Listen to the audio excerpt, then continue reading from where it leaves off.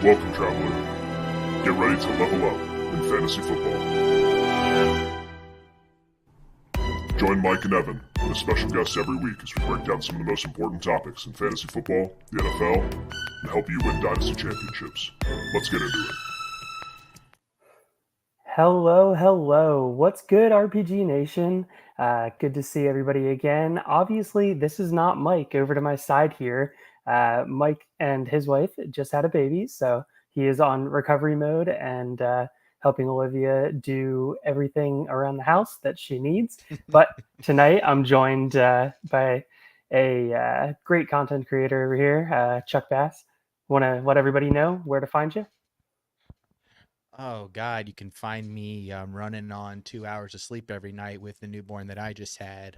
So if anybody wants to throw some bones my way, I'd really appreciate it.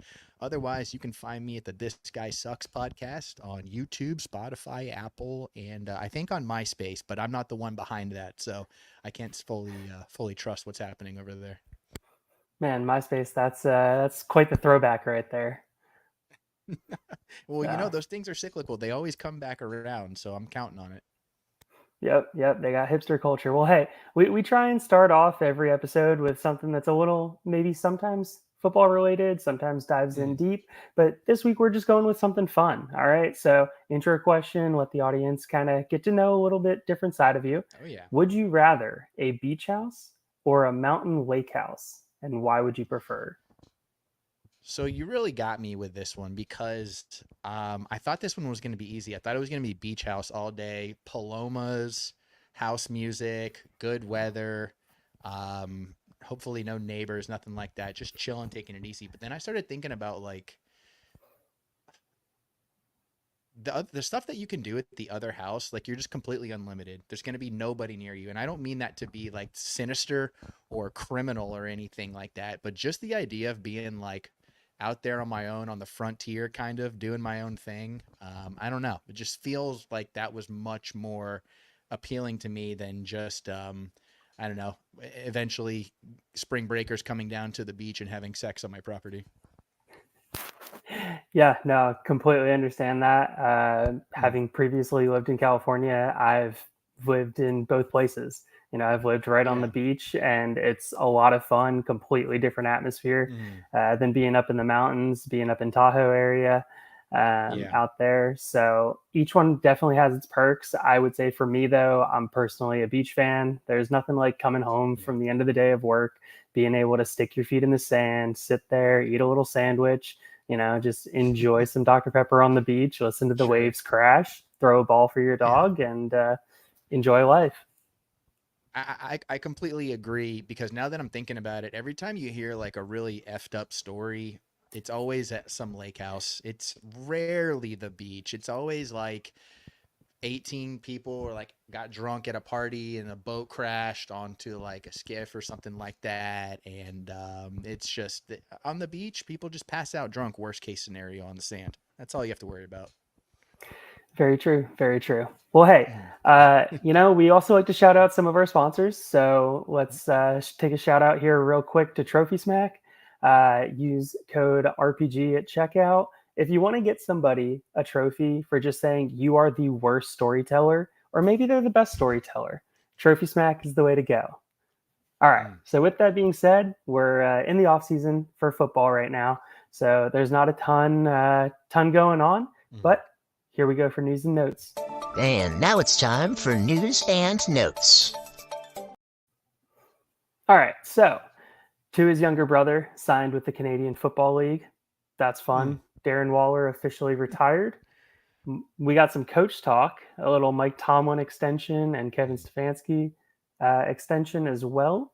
And then Corey Linsley released and Mm. expected to retire, which Mm. he feels like he's been a stalwart for that Chargers offensive line for so long. So it's tough for me to see him go. Mike knows I Mm. love the big men up front, protecting the Yep. quarterbacks, making the offensive engine run for all these Mm. teams.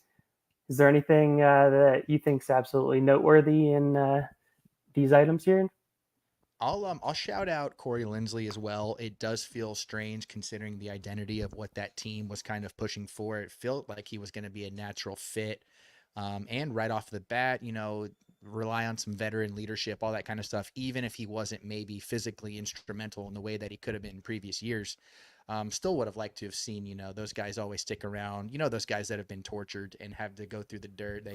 For them not to get the fairy tale ending is never fun. But I will say this, Tagovailoa, do you know that he is the leading Big Ten yardage gainer all time? Nobody in the Big Ten in all of those schools has ever thrown for more yards than Tua Tagovailoa. I was shocked. Not Drew Brees, not Chad Henne, not Curtis Painter, who's second.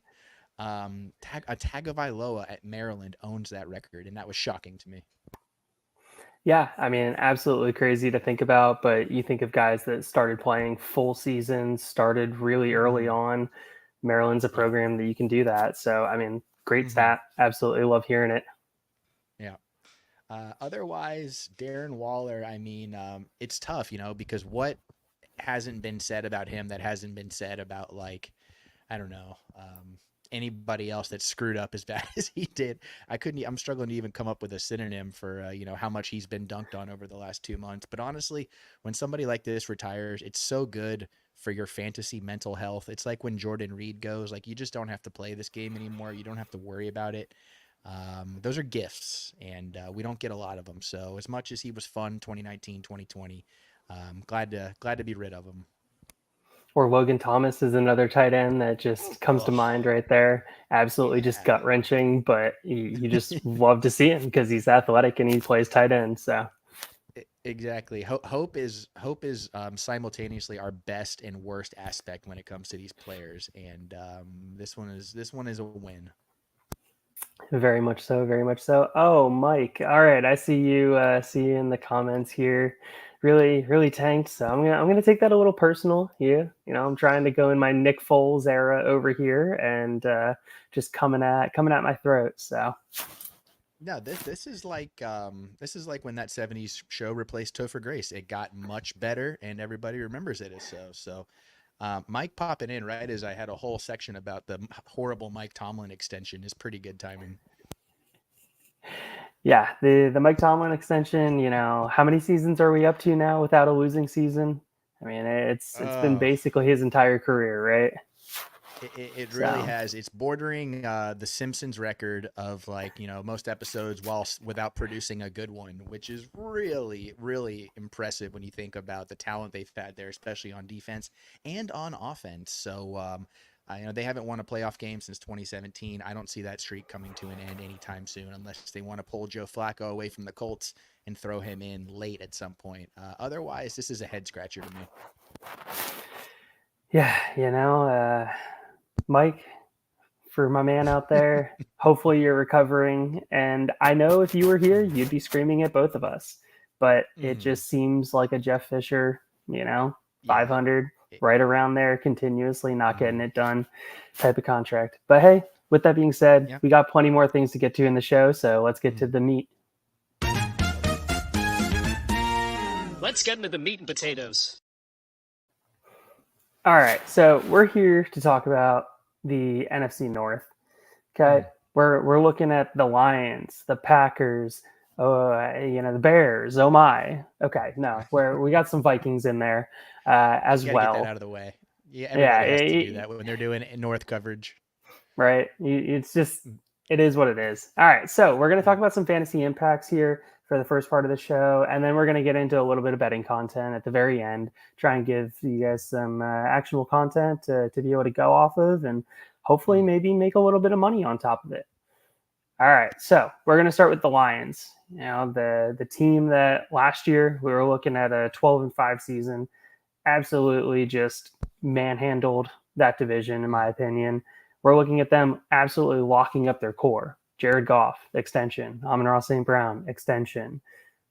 Penei Sewell, extension. Graham Glasgow, extension. They ended up losing Jonah Jackson, which I think was a big hit for the offensive line. So I really appreciated them going out and going to get Kevin Zeitler. I thought that was a big play for them as well to be able to keep one of the best offensive lines. Because would you agree or would you disagree, Chuck? This is a top 3 offensive line in football. They absolutely were, and I don't see any signs of them doing any regression in any sorts of ways. And I still think, with a lot of the flash that they have between Amon-Ra St. Brown, Sam Laporta, Jamison Williams, that kind of like people have lost their way a little bit with. This is a run strong team and will continue to be so. Their pieces, I think, are only going to get better. This team is so good at running the ball that they're bringing free safeties in and converting them to running back. Yeah, that was a heck of a move going in and drafting him. If I remember correctly, that guy was Utah, and Yeah. heck of a player there. Mm. Freak athlete. Yeah. I love watching college When, ball. So Yeah, that's a heat check. When teams are making moves like that, that they've kind of like they feel themselves. No one's ever doubted the aura of this Dan Campbell Lions team, but that's a move you make when you're like, okay, I'm much less talk and I'm a lot of walk, and I appreciate it from them. and then go get an offensive tackle from what was it, Europe? Mm. Yeah, Yeah, or yeah, British all Columbia, within the or first like I outside think of it the was U.S. yeah That's what really matters. Yeah, yeah not not all within the somebody first that like was for. 180 picks or something like that, which is just like my man, just swinging hard. Yep, yep. Okay, so Lions, where do you want to go from here? Mm. I mean, it should be a electric offense, in my opinion. Once again, we Sure. know Jared Goff absolutely smashes at Mhm. home. Mhm. Sam Laporta continues to Yeah. be top three production. Do you see him Of slipping course. out of top three? So let's start with Laporta because that's an interesting one because this is one that for whatever the reason was, when I started doing research on like how the Lions season actually went and how a lot of their players went compared to their peers at similar positions, Sam Laporta was actually the one I was the least excited about. And I'm going to come full circle on this because I do end on a positive note. He had the lowest tight end one season since 2017, but he was a rookie, so it's like, okay, there's one for you, there's one for them. He was buoyed a lot by spike weeks. He only had 5 weeks out of the entire season that he was top five or better. So a lot of that was really coming, depending on the format maybe you're playing, but it wasn't like he was consistently finishing in that top 10 like you might get traditionally from a Kelsey or a Mark Andrews or a George Kittle before they brought in Ayuk, those guys. So you have to kind of wonder what the ceiling is for him because, is more of the target distribution going to start coming his way as he progresses as a player? Are they going to get Jamison Williams involved more? How does that fit in with Amon-Ra St. Brown's already commanding a ton of targets? Is Jared Goff going to pass more? There's just a lot of things you have to consider. But when you look around the league and you look at a lot of the other top tight ends, they Laporta seems the best combination of important to his offense and nitpickless. You can look at Kincaid. What is that offense going to be like? You can look at Kyle Pitts. Do we trust this? Mark Andrews is getting older. Kelsey's getting older. Trey McBride, how is this going to work out with Marvin Harrison Jr.? Sam Laporta is the only one where you can really look at him after his rookie year and go, I can see the 10-year plan with this guy with no qualms whatsoever. Yeah, absolutely love that. I think a lot of people are saying that there's going to be a little bit of touchdown regression. Obviously, Mm-hmm. having double-digit touchdowns as a rookie, Yeah. absolutely huge. But I love the call out. People forget Mm-hmm. so often that this is a run-heavy team, run-first team. They want to be able to establish it. They want to be able to chew the clock, and that saves their defense in so many situations. Being able to play ball control offense, having Jared Goff being that general, being Mm-hmm. able to command the offense as well as he did. Now, talking about Jared Goff, switching gears here, Mm-hmm. looking back on the Stafford trade for Goff, Yeah. do you have a side that you think clearly won? Oh yeah, it's the Rams because they got the Super Bowl, right? And obviously the Lions are a stepping on rake or two away from probably giving it to the Chiefs in the Super Bowl. But Jared Goff's obviously played his way into this conversation for you to even ask me that question. But the thing is, I still think Stafford right now is a better quarterback on a better team. I'm sorry, on a better offense. I love that Rams offense, and I'm sour on Jared Goff over the next few years. I still think he's going to be a top 15 quarterback in the league, but especially in regards to his fantasy value, his dynasty value. He was quarterback 7 last year because he played every game, not because he was the seventh best quarterback in the league. Quarterback 15 in points per game, tied with Russell Wilson. So if you're looking at him in drafts, if you're looking at him as a quarterback too, I just, you look at the guys he's going around, especially in like a startup, he's going around a Jonathan Taylor, Jalen Waddle. Who else did I have down here? Because I've been drinking and I can't exactly remember every player. Malik Neighbors, Roma Dunze. I would much rather have foundational pieces like that and then wait to get quarterback value later when you can manufacture those kind of points that Jared Goff is going to give you. It's just, I like him. I think he's limited. I don't think he's going to have a season better than he had last year.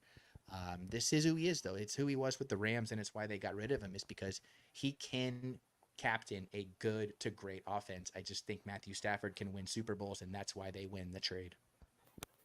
Yeah, no, I 100% think that the Rams won the trade as well. Getting that Super Bowl ring, being able to put that on your resume, being able to get the guy that continuously goes out there, fights for the team. Sure, Goff has been rock steady for the Lions, but Stafford he still has the live arm. He still is that difference maker throwing the football.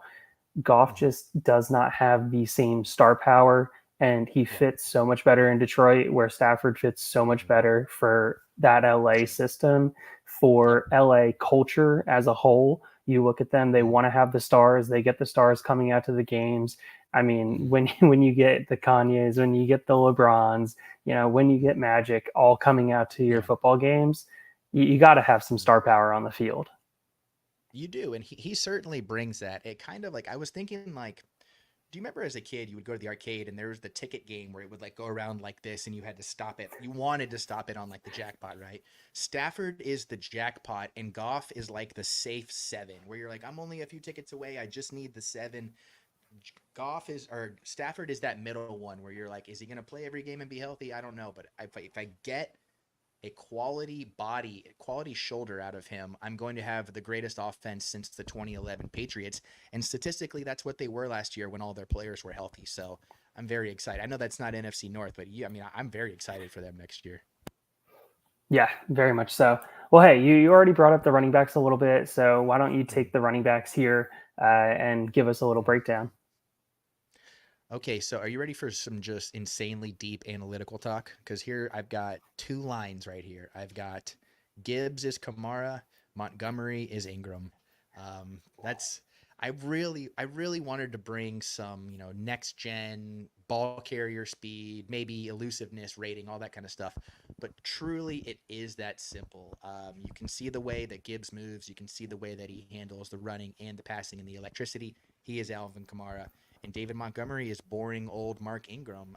And the most important part is people forget that in the prime Kamara, Ingram, those late 2010s Saints approaching into 2020 really, it was all about the short game. It was about running the ball and it was about getting them screen passes and getting them passes by the line of scrimmage.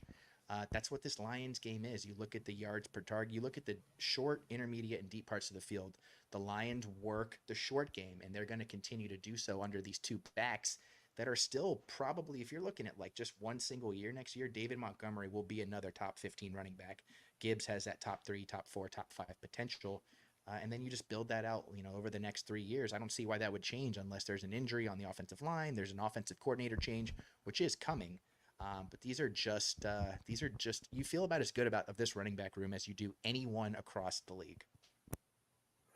Yeah, 100% with you. The thing that I found that was absolutely just crazy for me to think about was Jahmyr Gibbs. When you look at PFF and you bring up the amount of receiving routes that he ran out wide, 11.5%. Try and find running backs that are running an 11.5% out wide.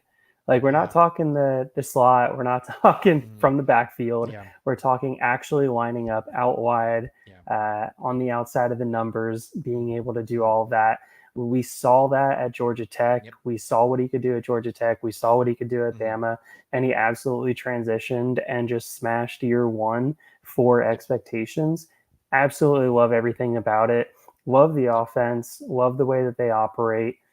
Anything else? I know Amon-Ra is the star. Do you want to touch on any other wide receivers? Amon-Ra's covered enough in depth. Yeah. Yeah, he, you bring up, that's actually a pretty good little quick segue, is that you bring up Gibbs running outside routes. They don't really have anybody else that can do that. I like Jamison Williams for what he could be, third year breakout potential perhaps. But he's never going to be a 7+ target guy with Laporta, with Amon-Ra, with the focus on the run game. But if he can kind of be, a poor man's Jalen Waddle, I still think there's a role for him and there's relevance for him because we truly, like, the thing that hangs over this team cloud-wise is Ben Johnson departing next year, which will happen, I believe, unless this team comes out and lays an egg, which in this case, God, he might not be retained. So what they're going to be going forward, it's hard to say outside of the core super talented guys. But I still have a small shack on Jamison Williams Island. Okay, yeah. I think I took my down tree, hollowed it out, and attempted to paddle that thing as far away from that island as I could last offseason. So take your chances. I get it. He, yeah. I like guys that, you can't say this across. It's not a golden rule, but it can be a rule if you're weird like I am. I like guys who, when teams are in their most important moments in games, they find a way to bring them into the fold, and that was him in the NFC Championship game. So when a guy's last game of the season has that kind of momentum, and he's still very appropriately priced, I would say, maybe even underpriced, I'm all about that. I'm always willing to take a flyer on them. Okay, well, fantastic. Appreciate the breakdown. Appreciate the information. Let's move along here to the Packers. So everybody knows the Josh Jacobs addition. Andre Dillard, he was horrible for the Eagles. He was not good for the Titans here in town. So is that really an addition? Who the heck knows at this point? Jordan Morgan, adding him in the draft, I thought was big. Marshawn Lloyd, I've been standing over Marshawn Lloyd. Absolutely loved him. Watching him originally when he was at South Carolina, now that he was at USC, loved watching both of that. They obviously moved on from Aaron Jones this offseason after they had brought in Jacobs. And they lost John Runyon to, I think, the Giants, if I'm remembering correctly. So got a little bit of loss in the interior offensive line, help on the outside, which was big for them, in my opinion, as well. Initial thoughts on the Packers. Are you thinking they're going to be a better offense than they were last year?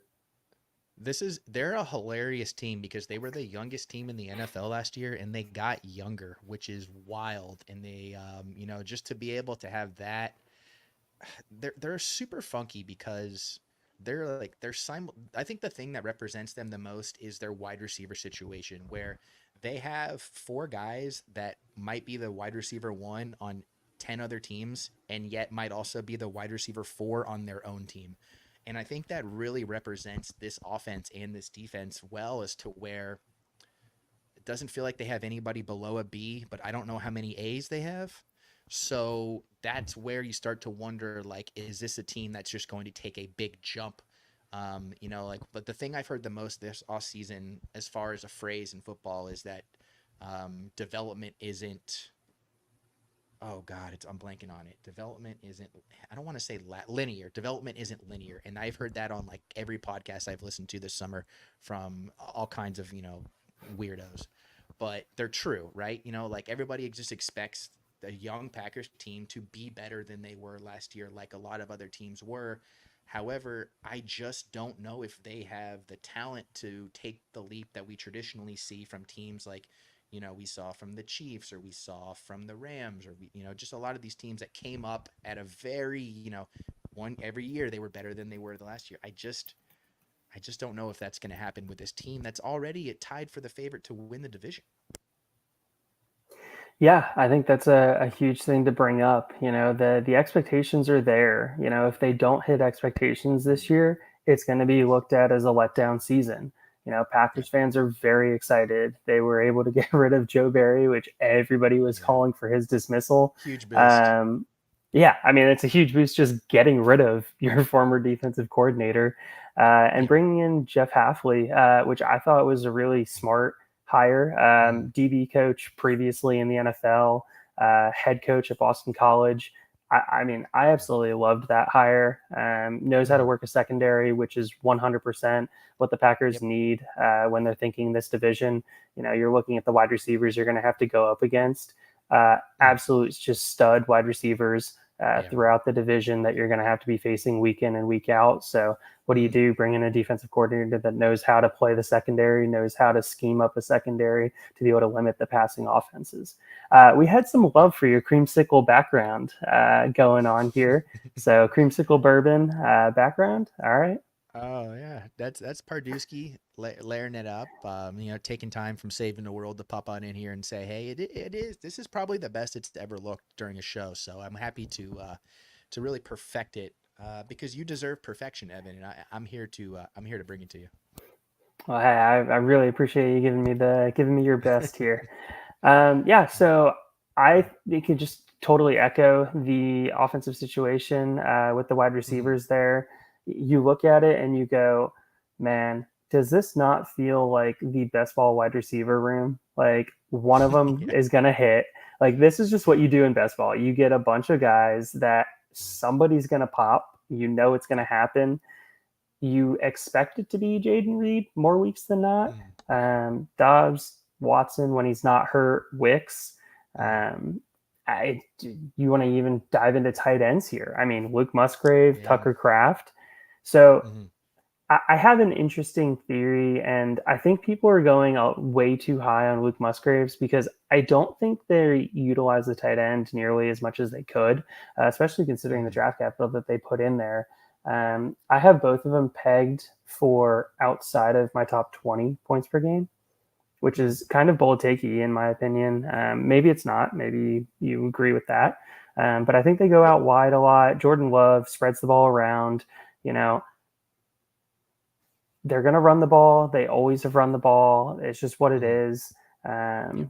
So, will there be enough passes? Will there be enough attempts, targets to go around in that Mhm. offense? Somebody is going to have to struggle from it, and it just feels like it's going to be Musgrave and Kraft.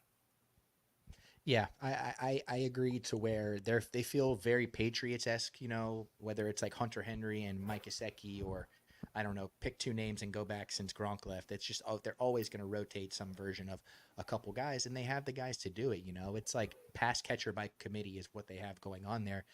The Tucker Craft thing. What did I look at today?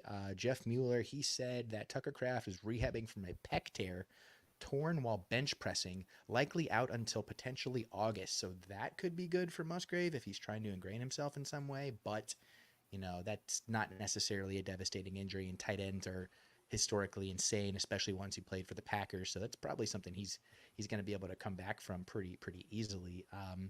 They're super funky. You know, you just look at what do we have here? Christian Watson, who could be the best wide receiver on the team for half of the season that he plays. You have Romeo Dubs, who seems to be completely forgotten. He led the team in every single category except for fantasy points, but he had 225 yards in 2 games in the postseason. So going back to when they trusted him in the biggest moments, Jalen Reed, who everyone kind of agrees is the guy. However, volume could be an issue there, but that's a guy we expect to take a leap in year 2. And then Dontavian Wicks, that is like everybody's favorite wide receiver. I mean, like basically, if you're approaching this in drafts, just take the last guy available, and you're probably going to be happier than the guy who took the first. That's going to be what happens. Yeah, yeah. Would you say over under any wide receiver in this offense gets over or under 102 targets this year? No, no way. Yeah. Not the way that Jordan Love plays the game. You know, like Yep. I think I can't remember if Dak was brought up, but it does feel I think you said Dak, right? If I'm not mistaken, or maybe I It was saw in the Dak in the comments. comments. Yeah. Yeah, Yep. comments. Look at me, always strain over to the comments. It does feel very Dakian to where they don't have a CD Lamb, but Dak traditionally has been a spread the ball out guy, and that's just kind of how they're going to roll, and that's going to be what works for them. The real the whale here of how are we going to figure this out is Josh Jacobs. How does Josh Jacobs manufacture the same volume of touches that he has been to keep his ADP where it is? This is a good rushing offense. They've been top half of the league every year under LaFleur. LaFleur is third in EPA in his entire per play in his entire coaching tenure since he was hired. So there's a lot of trust for them to go out and get a Josh Jacobs, which is not like going out and getting a Gus Edwards. This is a sexy signing.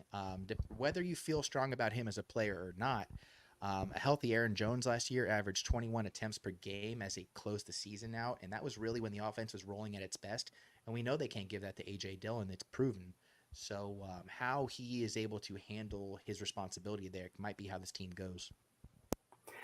Yeah, I mean, I love hitting on that. The running backs in this offense have continuously, the entire time LaFleur's been there, has been splitting carries.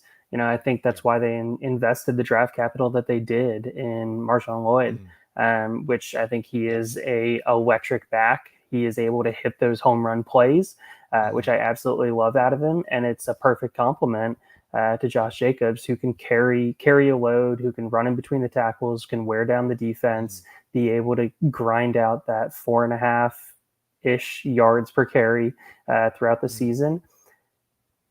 I've seen people saying, though, that they think Josh Jacobs is going to get over 210 attempts this year. And just historically looking at the offense, I think that's where I struggle. That would have to be. I can see 210. I cannot see 250, which is kind of that bell cow range. Like 210 is playing every game and handling what, like, without doing the math, 15, 17 carries a game. If I'm not, I don't know if I'm right about that, but it feels historically like that's what that range has been. But that's with a known variable, right? The unknown variable is how the touches will be divvied up and how impactful will Marshawn Lloyd be off of the rip. And you said everything that can be said about him. This is an explosive guy that really the biggest knock on him is his fumbles. And it's like, okay, fumbles don't derail people's career, especially when they get drafted by smart teams. So that could be what holds him back. Unless they're a Patriot, then it completely derails their career. Yeah, but that's baked into the water. There's something in the duck boats in Boston that encourage fumbling. It's in their DNA. Fair enough. Well, hey, you got anything else to say on the Packers offense? Or are you ready to move on to the Vikings? No, the Packers will be interesting. I would just caution people not to make up their mind on a wide receiver, because we have not seen what the team looks like when all four of these guys are truly healthy and they have all available weapons, which they should going into the season. So I would not draw any hard lines on any of them other than maybe their 3 to 5 year value. Okay. Well, one last thing real quick. We try and give some trade advice every once in a while here. So Jaden Reed, thinking your standard 12-team PPR, yada, yada, yada league. He feels like that guy to me that you can't get a 25 first for. You're not selling for a 25 second. So how do you try and make that deal if you want to try and go get a Jaden Reed? I would find 25 second and 26 second. Would you give up your Jaden Reed for that? Would you, let's, and this is going to sound super cliche here, but what would you have given up for 2021 Debo at the time? And I would say walk that package down a little bit and then offer it up, because you're talking about same coaching tree. You're talking about same profile of player. You're talking about offenses that maximize these guys' talents. And I would say, do you want to try and get in on Debo early, or do you want to just, how much are you willing to go for a guy that could project as a top end, but doesn't project any lower than a top 30 wide receiver any given year? I'd say if you can float 2 seconds out there, that feels appropriate. Okay. Appreciate a little bit of confirmation here. All right. So moving on to the Vikings. You got those Viking fans yelling "Skull" out there in their stands. Just enjoying watching Justin Jefferson, who got his contract extension, just absolutely carves teams up at home. You look at his home versus his home in a dome, and his away outside splits. I mean, that's just a betting heaven right there, in my opinion. Every time these past couple seasons, he's at home, he's in a dome, I'm betting the over on his yards. He's away, he's outside, I'm betting the under. And it's been good to me. So definitely appreciate that correlation. But Some Yeah. offseason moves. We have JJ McCarthy obviously being drafted to be the franchise quarterback or hopeful franchise quarterback. Dalton Reisner getting some offensive line help, which is great because the interior of their offensive line was not good last year. Their tackles, very good. Interior offensive line, not very good. Sam Darnold coming in to hopefully be a backup ultimately. If you're drafting JJ McCarthy, if you're not drafting JJ McCarthy, then you're trying to trade Sure. for Sam Darnold cheap and try and get some starts out of him. And then also going to sign Aaron Jones, which it's always fun when you have an interdivision change like that. Aaron Jones getting cut from the Packers, going to the Vikings. Obviously, that puts a little hamper on the Ty Johnson shares. Losing Kirk Cousins, that's a big hit this past offseason. KJ Osborne, not as big of a hit. Alexander Madison, woof. That's all to say there. And then Josh Dobbs, being the in-season acquisition at quarterback, just to kind of patchwork this offense together, just to be able to keep them playing games, keep fans coming. So, first question, right off the rip, Chuck, let's hear your JJ McCarthy thoughts. How many games is he going to start this year? And is his stock going to go up or is his stock going to go down based off of what we see?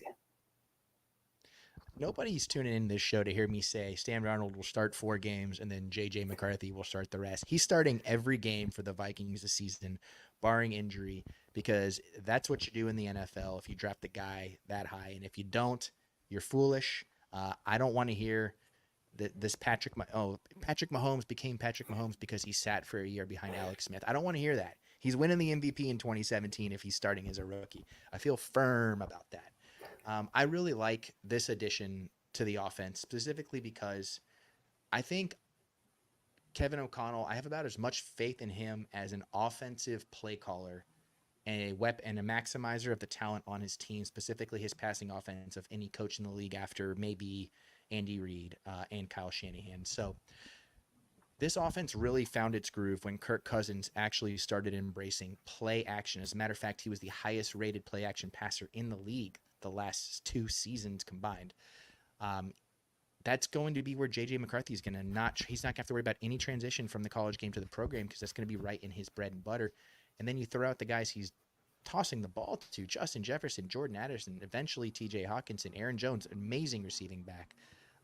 They're going to be fantastic, and it's going to make this transition for him very easy, much like it was for guys like CJ Stroud.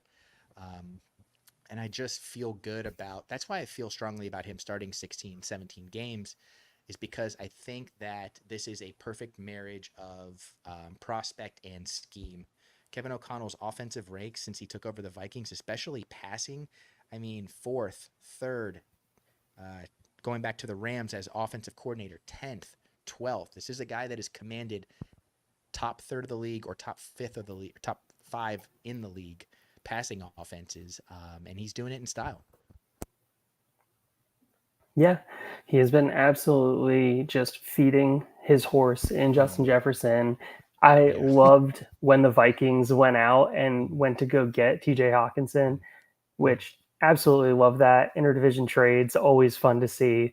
So that was huge, and he was being absolutely fed. So talking about TJ Hawkinson as a segue here, I still love TJ. I mean, I'm standing for him. I'm actively trading for him on anybody that'll give me a discount. I think he's going to come back and he's still going to be averaging that 8.5, 9 targets a game easily, even coming off of the injury. What are your thoughts, Chuck, on TJ going into this season? Yeah, I still feel strongly that this is an elite tight end coming back. A lot of people are going to point to his production really thriving under Kirk Cousins, but Kirk Cousins did not have a single quality tight end finish until he was with TJ Hawkinson. So is it the chicken or the egg? And I don't want Kyle Pitts fans to get nervous out there, right? And we're not talking about the South right now. We're not talking about the Falcons. His value is really just taken a dive. I'm trying to pull up his where he is on keep trade cut. He's below. I understand. Well, I guess this is the difference. Fantasy Pros, I always like to compare. Fantasy Pros has him below Dallas Goedert, which is just absolutely insane. But then you come to keep trade cut and you get to sober up a little bit because he's only behind, the big six, really. He's even ahead of Travis Kelce. And that's because this is an elite prospect in an offense that passes the ball and doesn't run the ball. What more could you ask for from a fully formed guy? ACLs are not what they used to be. He's going to come back midseason. He's probably not going to thrive this year. And then he'll probably be up there with Mark Andrews for the tight end 1, 2, or 3 over the next 3 to 4 years would be my guess. Because, and let me just, use the opposite side of the passing offense here. Kevin O'Connell's rush attempts per game over the last 3 years have ranked 28th, and 23rd. They don't care to run the ball. Bringing in Aaron Jones is about efficiency, and it's about big plays. It's not about volume. And they can do it all. Yeah, and let's also remember that tight end is just an absolute wasteland right now. When you're looking at the position, you're looking at the top guys and you're saying, wow, okay, so it really is the young guys. It's their game. They're the ones that are being valued so heavily in Dynasty right now. You're seeing Kyle Pitts continue to keep his value high. You're seeing Mark Andrews' value continue to slip as he starts to age towards 29, 30. You're seeing Kittle start to fall off in most rankings. You're seeing Ingram start to hit that 30 cusp, which people usually start to say, oh, they're dead to me. I mean, heck, you're seeing Travis Kelce, who's saying, feed me, don't give me a reduced workload. You're seeing him at 34 going to be 35 soon here. And you're seeing him be an absolute discount for those win now type teams that we have in Dynasty, where you're really making that push saying, okay, like this is the year I'm really going for the ship. I'm putting my chips in, I'm pushing them in. I'm trying to win it all. And you can get discounts on those type of guys. You look at Hawkinson's value over the entire offseason, and all it's done is slowly, continuously go down, which for a guy that's returning and isn't going to be injured the entire season and has had positive reports come out that he's at the very least on track and not having to likely have additional surgeries, it just doesn't make any sense to me why his dynasty value is going down. Yeah, it is completely narrative driven and not performance or situationally driven. You talked about the temptation of the young guys. I get it. These are guys that profile as wide receivers: McBride, Kincaid, Bowers, Pitts. You've even got like guys that are kind of coming on late: Njoku, Ingram, Jake Ferguson, just random guys. But a lot of these guys, they're products of their environment, much less than they are elite receiving weapons. And I still think that's what Hawkinson is. Are they going to pass the ball at the rate that they were before? It's hard to say, but I don't see any reason why they wouldn't. You don't take a quarterback at the 11th overall pick because you want to pass the ball 25 times a game. And it's just not the NFL that we're living in right now. And Kevin O'Connell knows that better than anybody. So they're in pole position, and I think they're a sneaky pick. They get Dallas Turner falls to their lap. I mean, they've still retained a strong defensive element despite not really having a terribly strong amount of great defensive players. They bring in the defensive lineman from the Titans, Jonathan Grenard. I mean, they upgraded in so many good spots that I think this could be a sneaky pick for the division and definitely for the over, not to foreshadow. Yeah, they definitely got to clean up their pass defense. From what I saw last year, they were getting a little cooked on the back end. So definitely important. But let's talk about their pass catchers real quick. Justin Jefferson got the extension. We're looking at Jordan Addison. A lot of people have been pushing Jordan Addison down because of the quarterback situation, because of losing Kirk Cousins, because of having J.J. McCarthy. If you can have a little bit of a dip in Jordan Addison's value, would you be buying him? I absolutely see here. would. I'm trying to pull up his value. So yeah. Sorry. And just to speak while you're doing that, just to speak on, kind of they have a three-headed monster there. And with the volume that this offense has been putting up and looks to project to be continuing up, there's absolutely no reason he can't be pulling in 7-8 targets a game still.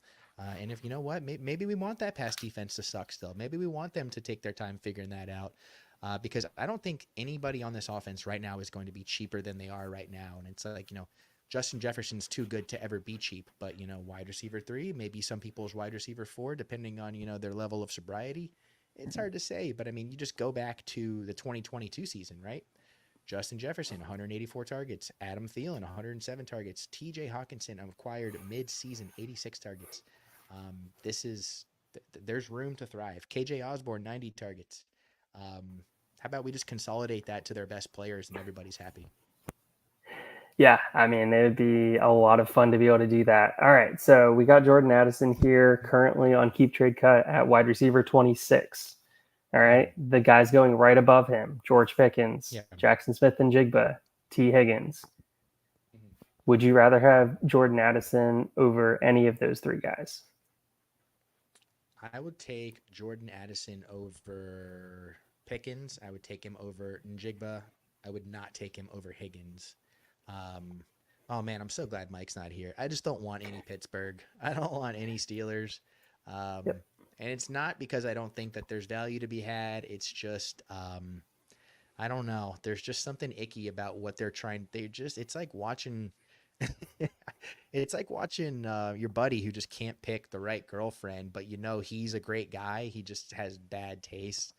Or he's just got a sickness to him, whatever it is. I like to wash my hands of certain teams, and that right now is one of them. Mike, you couldn't have picked a better time to have a baby so that the baby doesn't have to be a fan during these previous couple years and these next few. Once the maturity begins, hopefully a new era will have been ushered in. Yeah, completely. I'm very down on Jackson Smith-Njigba. I think the offense just isn't super conducive to it. Pittsburgh's been adding a bunch of offensive line help. I think that means run the ball, run the ball, run the ball. What did those quarterbacks do? They do great in play action. T. Higgins, there's still hope there for me. So yeah, I think I'm right there in the same boat with you. But let's get along and move on here to the final team. Bears. And if Eric was here, he would be losing his mind. But alas, Eric has to work all the time down in Florida. So fortunately, he can't be part as much anymore. But big additions in DeAndre Swift, Keenan Allen, Caleb Williams, Rome Odunze. I mean, giant additions that we're looking at to already add to a wide receiver career that already had DJ Moore on top of it. That's a trio of wide receivers. They have a stable of backs in the backfield. Their offensive line is continuing to get better. Caleb Williams is joining up with Shane Waldron. Do you have strong feelings on Shane Waldron? Because I think he's actually a pretty good offensive coordinator. I actually really like his development and what he does with the quarterbacks that he has, the way he utilizes his offenses. You look at him as a former Rams passing game coordinator. He already was an offensive coordinator for the Seahawks. So all of that, I think, really plays in well for Caleb to be able to get off early and often, being able to score points for these fantasy teams out here. If you did like a command search in my document, Waldron is everything we've talked about tonight, his name would be what would come up the most. I think I have his name in my document like 11 times, which is really funny because it's basically all about 11 personnel and where he's been with it and where he could be going with it. So let's talk about that. And I'm going to look at my notes a little bit more here because I don't want to skip over anything. So you brought up Shane Waldron, and the way you brought him up was because the reviews on him are mixed. It depends on who you ask. It depends on who owned a previous player and who that player was specifically. So let's take a look at quarterbacks in their first year with him at the helm. So Russell Wilson, 2021, 27 touchdowns, 6 turnovers, despite missing 4 games. Pretty good. Geno Smith, 2022, 31 touchdowns, 11 turnovers. Pretty damn good. Now, is it fair to put the same expectations of established veterans on a rookie? Well, if that rookie's name is Caleb Williams, then yes, I actually believe that is fair. Russell Wilson had 29 touchdowns last year. You're telling me that Caleb Williams with this offense cannot put up 30 touchdowns in his rookie year? I don't believe so. So Shane Waldron's 11 personnel history. They ranked 7th in Seattle in 2021, 10th last year, and an outlier year of 28th in 2022. I don't know what the hell was going on there. But then you go back to his time with McVay, they've led the league in 11 personnel by a wide margin every year under McVay. It is what they are famous for. I imagine that is going to be what they bring to the Bears. When you have DJ Moore, when you have Keenan Allen, when you have Rome Odunze, who I love, who would have been the wide receiver 1 in any other draft of the last 10 years. I think that this is going to be, sometimes chefs cook meals depending on the ingredients that they have. I think they have the ingredients to do so. I don't think they did last year. Jackson Smith and Jigba was not healthy, and it wasn't really conducive to the way they wanted to play the game with they didn't have both of their starting tackles. Chicago has upgraded their offensive line in a meaningful way that doesn't get talked about a lot. So I'm excited for his impact on this team. Yeah, no, I absolutely love that. And also, I very much think that the defense is also going to get better, which is going to be able to turn over the ball a little bit more. They're going to be able to get more pressure. Defense doesn't get talked about a ton, but really like the Eric Washington hire for defensive coordinator, former D-line coach. He's done it multiple different stops throughout the league.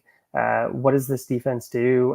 Well, hopefully they're going to be able to get pressure. You look at what they did last year, adding Montez Sweat, and how that defense completely changed. Hopefully that continues to progress, and hopefully they put Caleb Williams in short field position to be able to continue to thrive. Darnell Wright really took a step forward. Nate Davis was not the signing that they thought he was going to be coming over from Tennessee. Tevin Jenkins, former early pick, and then Braxton Jones really came out and showed for them at tackle last year. So he was very good for them, which is a welcome surprise for anybody that watched Bears football over the last couple of years and got to see Justin Fields just absolutely running for his life in that backfield. Yeah, it's a dicey proposal all the way across the board here for what this team could be and what they probably will be, because I can pie in the sky this team all day long. This is a team that could win the division. They have one of the best defenses in the league, coached by a guy who only knows how to coach defense, coaching for his job. And then they have probably the best, or at least tied for the best, skill position group in the entire division. I don't see a weakness for them unless Caleb Williams really does struggle. That's Swift, Herbert, Roschon Johnson. Is that a top half of the league running back room? Probably.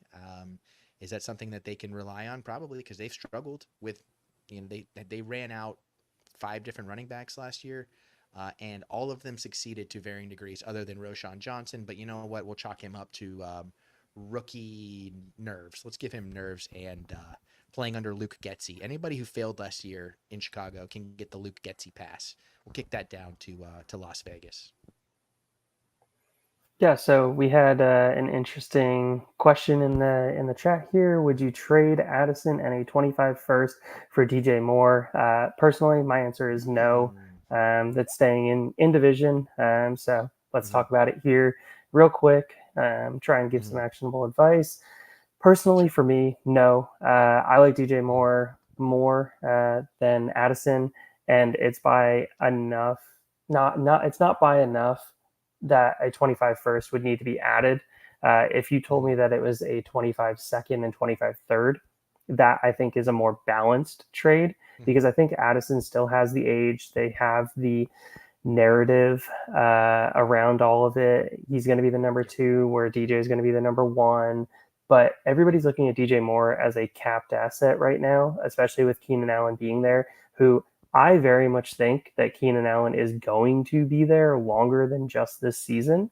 So for anybody that absolutely loves Rome Odunze, keep that in mind as well. And in my opinion, try and temper your dynasty expectations. I've seen some wild Rome Odunze trades go down in these streets, like two firsts on a team that you're like, bro, you're not making the playoffs. What are we doing here? So, well, Rome wasn't built in a day, I suppose. That one's tricky because this year alone, You're talking about DJ Moore being viewed as the wide receiver 1 in Chicago, Jordan Addison being viewed as the wide receiver 2 in Minnesota. Well, we know that's not changing. This could change quickly depending on what they roll out this year, depending on next year. They actually have an out in Chicago after this summer. I don't know why they would use that on him because of his age, because of his production, the age in Keenan Allen. So you could look at it as a couple ways. Either this room is, either his future in Chicago is uncertain and therefore it makes it murky, or they bring the band back and it continues to be murky. So you could be looking at the 2025 first being the deciding portion of this trade, because you could theoretically say these are 2 wide receiver 2s on their teams next year, maybe the year after that. So do I want that 2025 first? Probably so. I'll probably take that, considering there's not that much discrepancy between what these players can be and what their offenses can be. So I'll take the first round pick in that chance. Okay, awesome. Well, hey, let's get into some betting content here. End the show with this. So real quick, looking at some betting lines, going over what they did last year. We got the Lions, who went 12-5 last year, currently on DraftKings at 10.5. We got the Packers, who went 9-8 last year, currently at 9.5. We got the Vikings at 7-10, currently at 6.5. And then we got the Bears taking a step forward, went 7-10, projected at 8.5. Yeah. Are any of these lines speaking to you very clearly here, Chuck? This is why I hate Vegas, because they're such nerds. They have this so perfect, because you would look at all of these teams and you would think, like, this is probably the best division in the NFL from a floor standpoint. They're all teams on the rise and there's a lot of optimism. However, they probably drew the worst draw when it comes to their scheduled out of their who they're playing. They're playing the AFC South and they're playing the NFC West. And I think those are loaded conferences. I really, really like a lot of the teams, not just 1 or 2. I like a lot of the teams in those divisions. So I think that's going to tank their win totals a little bit. Lions 10.5. That feels like an over. So I just think they're that good. I don't think that they're going to stumble at all. Packers 9.5. God, I wish I could bet push there. Vikings over 6.5. Bears probably under 8.5. And that's why I hate that they're nerds, because I want to take advantage of the fact that they're playing tough schedules. However, the win totals are set at such, I think, an advantageous number right now that I want to take advantage of it, which means everything I just said should be wrong and you shouldn't do anything. Yeah, no, I love looking at the season long props for these.